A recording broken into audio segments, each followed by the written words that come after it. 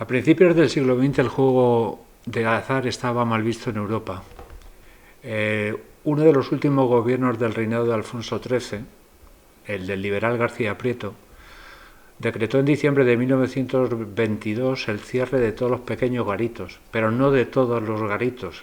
Por ejemplo, las salas de juego gestionadas por las sociedades más importantes no las cerró. Los motivos de no cerrarla fue la importancia económica que tenía para las ciudades turísticas y la contribución de sus beneficios al sostenimiento de las obras benéficas. Pero esto va a durar muy poco, porque en octubre de 1924, durante la dictadura de Primo de Rivera, se suprimieron todos los juegos de azar sin excepciones ni favoritismos, a pesar de las protestas de la ciudad de San Sebastián, que decía que perjudicaba este cierre al turismo. Pero en la década de los 30 se popularizó un modelo de pseudo-ruletas, que no eran consideradas juegos de azar sino de destreza. Uno de ellos fue el del extraperlo de Daniel Strauss. ¿Quién era este señor? Era un empresario holandés de origen alemán que se dedicaba a organizar espectáculos, fiestas, veladas de boxeo y producciones cinematográficas. Tuvo varias residencias, residió en América, en Estados Unidos y en México, donde se nacionalizó. Pero su salida de México fue muy abrupta. En 1927 tuvo que salir por piernas debido a unos negocios turbios y fue acusado de robar una joya valorada en $3.000. Dejando América, vino a Europa y residió en Dinamarca y en Holanda. En este último país inició la explotación de este juego del extraperlo, que se llamaba así por la combinación de las iniciales de los apellidos de los dos socios, Strauss y Perlovich. El extraperlo tiene bastante semejanza con el juego de ruleta normal. Los dos tienen ruletas, los dos tienen tapetes con los números estampados y los jugadores apuestan a un número determinado. Lo que les diferencia es que no es acertar el número por azar, sino a través de unos cálculos matemáticos sencillos. La ruleta del extraperlo, os la voy a describir, era un plato motorizado que giraba a la misma velocidad.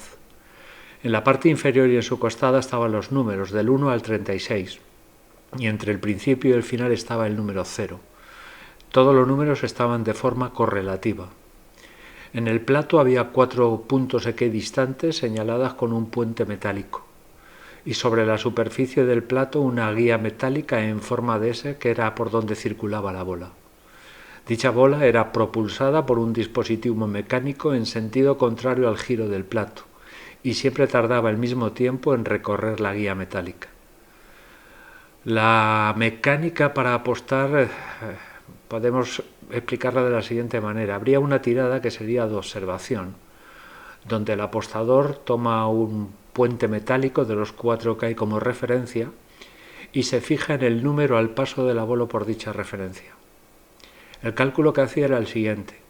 Os pongo un ejemplo. Si la referencia que había cogido era el número 15 y la bola caía en el 11, pues restaba y daba 4.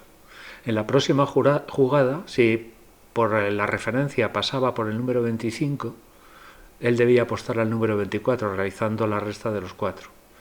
¿Qué pasa si la referencia es menor que por donde cae la bola? Por ejemplo, imaginar que la referencia que toma el señor es de un 10 y la bola cae en el número 22. Esos 12, en la próxima jugada, si la referencia por la que pasa la bola es el 18, le sumaría esos 12, entonces debería apostar al número 30. Como veis, es muy sencillo ganar. ¿Dónde está el truco? ¿Dónde está la trampa? La trampa está en que el croupier pulsaba un botón que aceleraba la velocidad del motor eléctrico, por lo cual los cálculos no valían para nada. Daniel Strauss, antes de venir a España, estuvo en Alemania, en el Hotel Kellenhof, donde inauguró su ruleta del extraperlo, pero tuvo que abandonar el país ante la amenaza nazi, ya que Strauss era judío. De Alemania fue a Holanda. En el verano de 1933 abrió 3 casinos en la costa, donde se le autorizó de una manera temporal por 6 meses.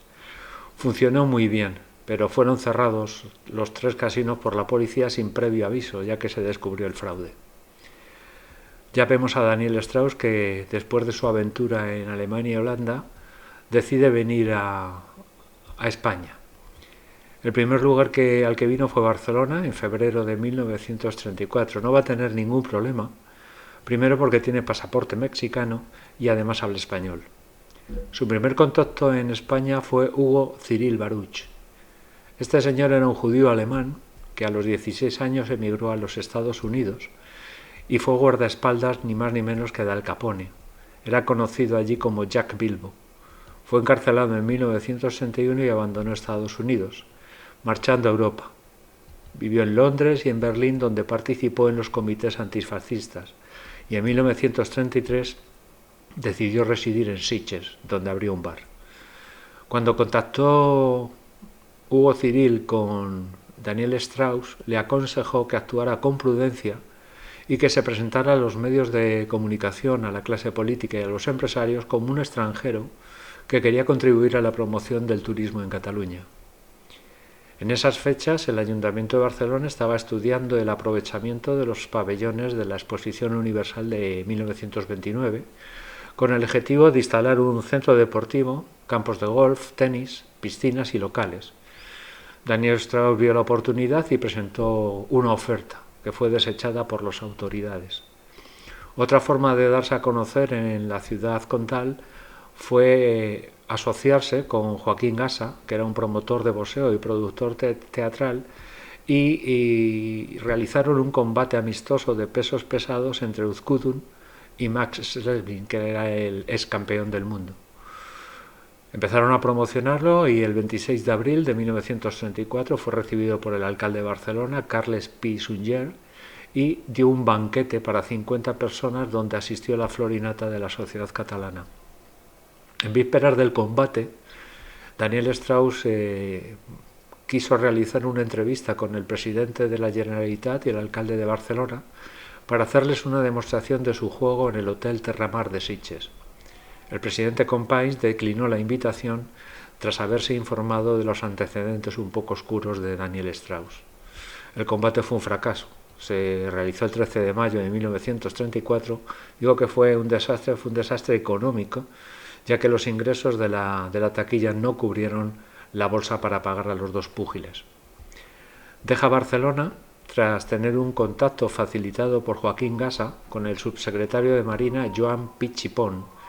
Joan Pi i Pont era un hombre fuerte del Partido Radical de Lerroux en Cataluña, y este le presentó a Aurelio Lerroux, que era el delegado del gobierno de la Compañía Telefónica Nacional de España y, por el apellido lo habréis identificado, sobrino de Alejandro Lerroux. Tanto Pi i Pont como Aurelio Lerroux se mostraron muy interesados en participar en el negocio de la ruleta de Strauss. A cambio, le ofrecían sus contactos políticos y se comprometían a gestionar la legalización del juego ante el gobierno de Ricardo Samper. Hizo una demostración en el Hotel Ritz donde todo el mundo quedó muy satisfecho y acordaron con Strauss formar una sociedad. Strauss entregaría cantidades variables de dinero a funcionarios y políticos relacionados con la tramitación del expediente.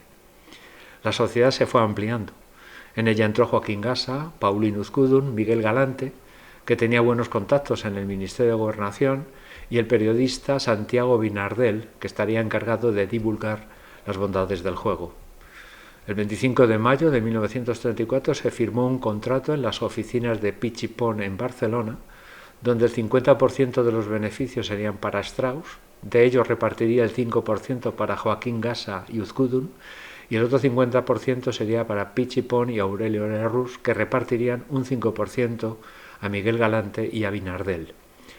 Otras partidas presupuestarias serían 100.000 pesetas para Salazar Alonso, el ministro de la Gobernación, 50.000 pesetas para Eduardo Benzo, subsecretario de Gobernación, y otras 50.000 pesetas para Sigfrido Blasco Ibáñez, para que agilizara los permisos en la Dirección General de Seguridad. Además, regaló 2 relojes de oro al ministro Salazar Alonso y Alejandro Lerroux. El director general de Seguridad, José Valdivia, realizó dictámenes favorables para el expediente de la tramitación del juego, y días después, a petición de Eduardo Benzo, hizo una demostración Strauss en el Ministerio de Gobernación del juego, a la que asistieron ministros y altos cargos, y se le dio el visto bueno. El 29 de agosto de 1934, Eduardo Benzo escribe a Strauss diciéndole que el juego está autorizado, pero que todavía falta aprobarlo en Consejo de Ministros. No se esperó a ello, y el 10 de septiembre en San Sebastián, Strauss presentó una instancia al gobierno civil de Guipúzcoa para instalar su juego en el Gran Casino de San Sebastián. El gobernador de la ciudad, Emeterio Muga, extrañado por la autorización, contactó con el Ministerio de Gobernación y Benzo se lo confirmó. 2 días después abrió el casino de San Sebastián, pero la apertura solo duró un par de horas, ya que la policía clausuró el casino por orden del ministro de la Gobernación. De allí se fueron a Mallorca. Pichipone y Aurelio Lerroux convencieron a Strauss de que permaneciera en España, porque le dijeron que a corto plazo iba a cambiar el gobierno y que el nuevo presidente sería Alejandro Lerroux y él reglamentaría el juego en España. Se hace un nuevo contrato entre Strauss y sus socios, pero se rebaja la participación de Pichipón y dejan fuera del mismo a Sigfrido Blasco Ibáñez. El lugar elegido fue el Hotel Formentor, en Pollensa. Este hotel estaba pasando un mal momento económico y el presidente de la Cámara Sindical de Propietarios de Hoteles de Palma de Mallorca se ofreció como intermediario. El casino se inauguró el 1 de diciembre de 1934 y 10 días después pasó lo mismo que en el casino de San Sebastián. La Guardia Civil lo clausuró por orden del gobernador civil de Baleares. Strauss estaba hasta el moño y rompió la sociedad y pidió una compensación económica a sus socios por todo lo invertido. Pichipón y Aurelio Lerroux ingresaron una cantidad que el Strauss consideró insuficiente y entonces este decidió marcharse destino a Holanda. Desde allí, en la primavera de 1935, escribió una carta a Alejandro Lerroux, ahora presidente del gobierno, cuyo contenido tenía las relaciones y contactos que había mantenido en España para la explotación de la ruleta del extraperlo, y le pedía al presidente una indemnización por los perjuicios causados. El presidente la ignoró y la archivó. Semanas después, Henry Torres, conocido de Lerroux y además abogado de Strauss, le envió al presidente de la República unas fotografías, cartas y copias de documentos como pruebas para la reclamación de su cliente, y nuevamente le pedía una indemnización y así se podría evitar un gran escándalo. Lerroux ni le recibió. El abogado de Strauss se puso en contacto con Indalecio Prieto, que en estos momentos estaba exiliado en Ostende, y le envió una copia de documentos que éste hizo llegar a Azaña.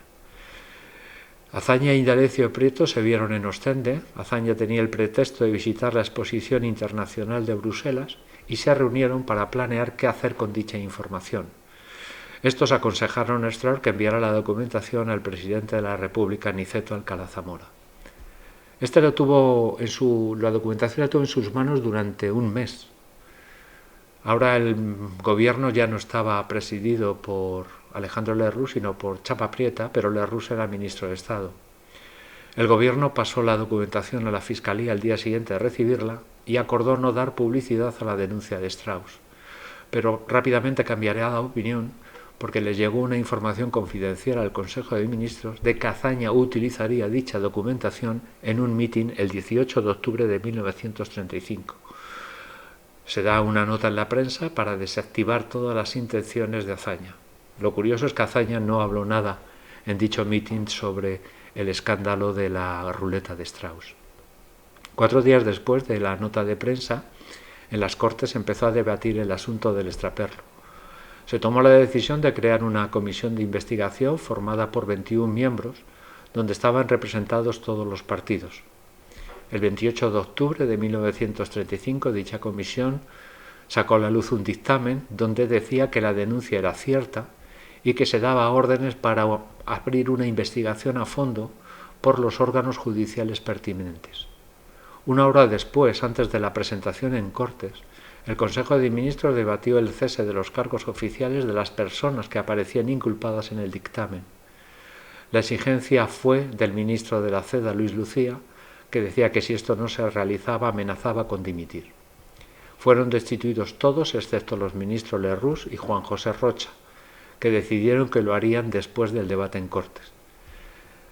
Después del debate en Cortes hubo una remodelación del gobierno Chapa Prieta que fue aprobado por amplia mayoría. Poco después de este escándalo de la ruleta de Strauss va a venir otro escándalo que se llama el asunto Nombela, que lo trataremos en otro vídeo.